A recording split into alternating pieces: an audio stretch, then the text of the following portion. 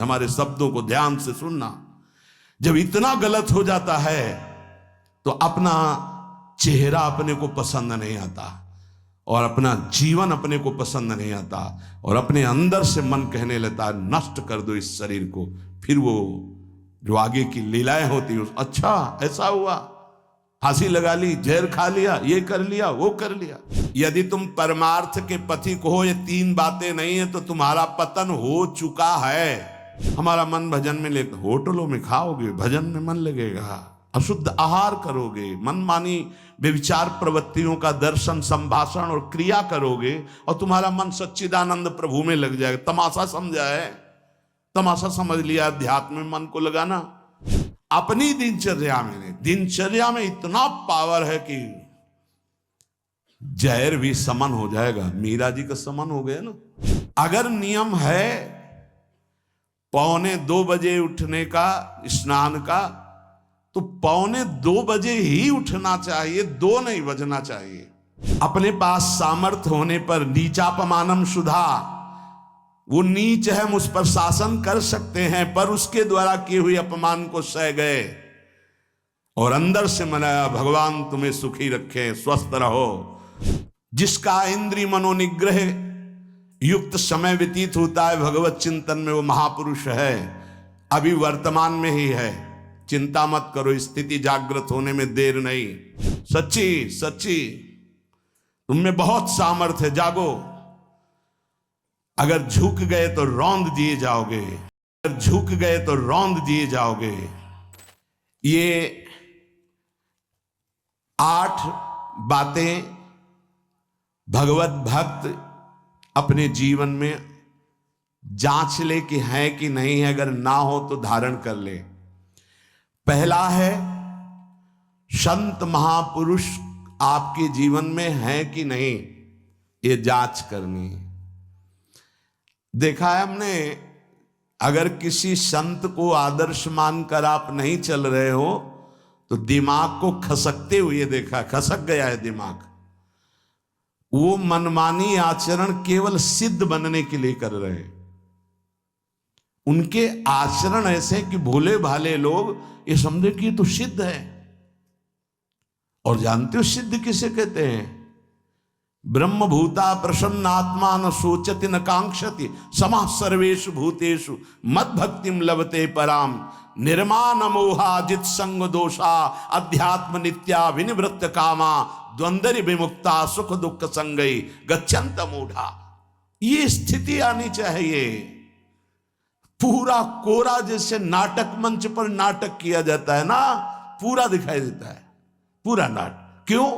क्योंकि कोई डांटने वाला नहीं है, कोई आदर्श नहीं है महापुरुष जीवन में। जो मन में आवे सो बोलो, जो मन आवे सो नाटक करो, तो 100 200 500 लोग भोले भाले जिनको ककाहरा नहीं आता परमार्थ का, वो कह देते मेरे भगवान, मेरे सिद्ध योगी, मेरे महापुरुष मिटिया मेट कर देते हैं। बात तो तब समझ में आवे जब रसिक जन पास करे, गुरुजन पास कर दे। अपने मन से कुछ नहीं होता, जिसे महापुरुष पास कर दे वही होता है। संत महापुरुष कहे ठीक चल रहे हो, ठीक है, या वो मौन स्वीकृति दे दे, ठीक है। अपने मन से सिद्ध बनने पर सिद्ध थोड़ी कोई हो जाता है। जीवन में तुम्हारे संत हैं कि नहीं, बस इतनी बात देखो। अब एक भगत जी आए थे, अपने लोग तो सबका आदर ही करते हैं। उनका दिव्य रूप से हनुमान जी हमारे सामने प्रकट हुए थे। सच्ची बात कह रहे हैं, जिस समय दिव्य रूप हनुमान जी ने धारण किया तो हनुमान जी महाराज के ही भाई पवन पुत्र भीम कंपायमान थे। भीम जैसे हनुमान जी वैसे भीम, बड़े बड़े पर्वतों को अपनी टक्कर से चूर करने की सामर्थ्य रखने वाले। अभी पैदा ही हुए थे भीम और गोद में लिए हुए माता कुंती चल रही थी। अचानक सिंह निकला, दहाड़ हुई तो गिर गए भीम। तो जो जिस चट्टान पे गिरे चकना चूर हो गई चट्टान, और उस आवाज से भयभीत होकर भाग पड़ा सिंह। अभी गोद में बच्चा थे। वो भीम जिस समय प्रार्थना की कि भैया मैं तुम्हारा वो दिव्य रूप देखना चाहता हूं, तो उनका काहे को तुम व्यर्थ में ऐसा तुम नहीं देख पाओगे। तो उनका हमारी लालसा है आपका छोटा भाई हो तो अट्टहास किया हनुमान जी का वो दिव्य रूप कि कंपायमान होकर कह रहे थे, हे वायुपुत्र, हे पवन पुत्र, तुम अपने रूप का संवरण करो, मेरी सामर्थ्य नहीं। और वो व्यक्ति ऐसे कह रहा, मैं दिव्य हनुमान। हम कह रहे पाखंड मत करो, ठीक से चलो तो ये सब भगवत स्वरूप अनुभव में आ जाएंगे। ठीक से चलो, बड़ा विचित्र स्वरूप है। जब तक जीवन में कोई संत नहीं तो हम ये देख रहे हैं कि वो जीवन या तो पाखंड में सकिल जाएगा और या तो व्यर्थ के चिंतन में फंसा हुआ अपने को मान लेगा कि मैं सिद्ध हूं। आपका शब्द, आपकी दृष्टि, आपकी चेष्टा, तस्मात् शास्त्रम प्रमाणम ते, तब सिद्ध माना जाता है। बहुत सिद्धों के दर्शन हुए, गंगा किनारे सिद्धों का हमने कभी नहीं देखा ऐसा प्रमादी। सिद्ध प्रमादी नहीं होता। 95 वर्ष की आयु पूज्य स्वामी श्री ओंकारानंद सरस्वती जी महाराज 4 बजे एक अपने निजन से कहते, वो स्वेटर पहना दीजिए। बोले स्वामी जी अभी तो धूप है। नहीं, अंदर अभी जाएंगे, चिंतन में विक्षेप होगा, हमारे पास समय नहीं, डाल दो शरीर में। अब इसका एक साधारण शब्द हुआ, इसका प्रभाव इतना पड़ा कि इतनी अवस्था में इतने चिंतन परायण की स्वेटर पहनना है ये स्मृति बाधा ना पहुंचा पावे, डाल दो शरीर में। कितना सूक्ष्म। बड़े बड़े महापुरुषों को देखा है, अपने ब्रज के प्रेमी जनों को और ब्रह्मबोध संपन्न दोनों महापुरुषों को, किंचन मात्र कहीं भी कोई भी शास्त्र विपरीत शब्द नहीं, 1 सेकंड की चेष्टा नहीं पाई शास्त्र विरुद्ध। और यहां शास्त्र में है ही नहीं, हो वैसे सिद्ध हो रहे हैं। क्यों? क्योंकि जीवन में किसी आदर्श महापुरुष का अंकुश नहीं। अगर किसी संत का भय तुम्हारे जीवन में नहीं है तो ये माया रौन देगी, पक्का समझ लीजिए। कोई महापुरुष तुम्हारे ऊपर अंकुश लगाने वाला हो तो इसीलिए जो देहाभिमानी जी होते भाग पड़ते हैं, क्योंकि उनकी सिद्धावस्था में वो बाधा पहुंचाएंगे गुरुजन। असली सिद्ध बनो, नाटक नहीं, तो भाग पड़ते हैं। और जो गुरुजनों की शरण में रहता है वो परिपक्व भगवत प्राप्त महात्मा बन जाता है। इसलिए पूज्य बाबा कह रहे, पहला, किसी महापुरुष का अनुशासन है कि नहीं। प्रगट में अनुशासन जरूरी है, प्रगट में अनुशासन जरूरी है। नारदानंद सरस्वती जी महाराज नैमिषारण्य के पीछे आए थे, कुछ परिक्रम उन्होंने बताया। अब वो पधार गए जो वहां के अधिकारी बनाए गए, विवेकानंद जी। नए वस्त्र धारण करके आ गए। सदुवई में मना है, यदि ऊपर का नया वस्त्र हो तो नीचे का पुराना और मलिन होना चाहिए। अगर नीचे का तो फिर ऊपर का पुराना मलिन, मैच नया, क्रीच एकदम, ये सब साधुता के कुछ नियम होते हैं, साधुता की एक मर्यादा होती है। तो वो दोनों नए पहन करके आ गए, भूल हो गई उनसे, देखा शिष्य। और नैष्ठिक ब्रह्मचर्य में सफेद कपड़े पहनाए जाते, तो और वो खिले हुए ऐसे बांधे ऐसे सब, उनकी दृष्टि गई। लाख लाख जहां बैठकर सत्संग सुनते हैं स्वामी श्री नारदानंद सरस्वती जी, बड़े ही महापुरुष थे, अपार भीड़। और सत्संग के बाद 1 घंटा सबको एकांत चिंतन करो। क्या वहां ब्रह्म ज्ञान का सत्संग होता था। प्रातःकालीन बेला पे जैसे अपने यहाँ सत्संग होता है, वहां थोड़ा विलंब होता था, 5:30 बजे। जो निज जनों का वो योग वासिष्ठ से कैसे तुम्हें बताएं, जो उस सभा में बस यही लगता है कितनी जल्दी देह राख छूटे और अपने स्वरूप में महापुरुषों का वचन का प्रकाश होता है। एक सत्संग होता था सामूहिक सब लोगों को, एक होता था पर्सनल, जो दिव्य साधक हैं केवल वही बैठ सकते हैं, अन्य नहीं। ऐसे पूज्य बाबा के यहाँ भी एक होता था पर्सनल ज्ञान का और एक होता था सामूहिक प्रवचन। तो उस समय सामूहिक सत्संग चल रहा था, काफी सब समाज लाखों की थी। देखा दूर से,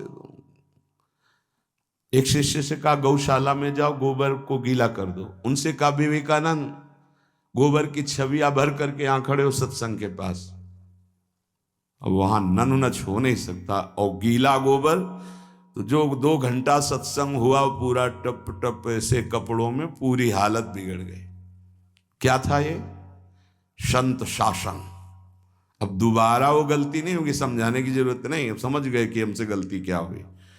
संत शासन नहीं है तो ये मन बहुत विचित्र है, बहुत विचित्र है। इसीलिए पहला जो भी परमार्थ का पति को, चाहे ज्ञान मार्ग का, योग मार्ग का, किसी योग मार्ग की लौकिक ऊंचाई पर पहुंचे हुए कि गुरुदेव आए और उन्होंने कहा कि किसी कारण से शिष्य बढ़ जाए और अपने गुरुदेव की अवहेलना करे तो उसकी गति क्या होगी? उनका दुर्गति।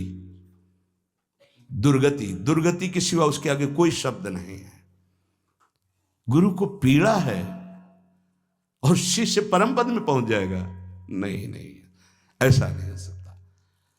अनुशासन अत्यंत आवश्यक है। किसी भी वैभव या लोक व्यवहार या लोक मान्यता बढ़ जाने पर अपने गुरु का अपमान, गुरु की अवहेलना, तो उसकी दुर्गति पक्की।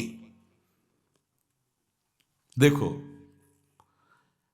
ये मन है, ये इंद्रियां हैं, ये अहम है, ये केवल गुरुदेव से ही वश में आता है, दूसरी जगह नहीं आता। क्यों? क्योंकि दूसरी जगह उत्तर देने का अवसर है। दूसरी जगह हम नहीं मानते तुम्हारी बात, लेकिन वहां ना उत्तर है और ना नहीं मानते, केवल वहां मिटना ही मिटना है। अगर ऐसा उपासक है तो निश्चित परम पद का अधिकार। केवल मिटना कोई उपाय नहीं है, अहंकार के पोषण का कोई उपाय, केवल मिटाना है।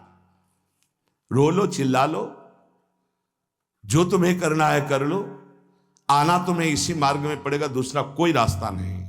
बलिहारी घेर करके नष्ट कर देते हैं हमारे मन की मनमानी को, हमारे अहंकार को। इसलिए जीवन में प्रगट में जिनके जीवन में संत हैं और वो स्वीकार करते हैं उनका अनुशासन, उन्हीं का जीवन प्रकाशित होता है, पक्का समझ लेना। दूसरा, भागवतिक मार्ग में चलने वाले उपासक को सांसारिक पुरुषों की मित्रता करके उनकी संगोष्ठी में नहीं बैठना चाहिए। इस बात को बहुत अच्छे से समझ लो। सांसारिक पुरुषों की जो वृत्तियां होती हैं उनमें बड़ा आकर्षण होता है भोगों का, प्रपंच का। जो साधक भ्रमणशील हैं, अगर वो गृहस्थों के यहां जाकर उनकी सैयाओं पर सोते हैं तो उनकी दुर्दशा क्या होती है चित्त की, वो खुद अनुभव करके देख ले। आज तो शास्त्रीय पद्धति को समझा ही नहीं जा रहा। जब बड़े बड़े सुभट गंगा किनारे त्याग, वैराग्य, ज्ञान के मिले ना, तो आगे का रास्ता खुलता चला गया। सांसारिक पुरुषों के समुदाय में बैठना था। वो तुम्हें भगवान कहेंगे, ईश्वर कहेंगे, अवतार कहेंगे, उनको कुछ ज्ञान नहीं।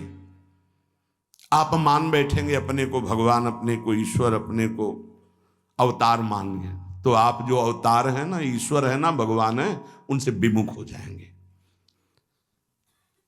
यहां जो भी अवतरित हुए हैं भगवत पार्षद, वो सदैव दैन्य ही रहे हैं। आप देख लीजिए, उच्च कोटि के महापुरुष चाहे जितनी ऊंचाई पर चढ़े हों, सदैव भगवान की ही स्थापना की है।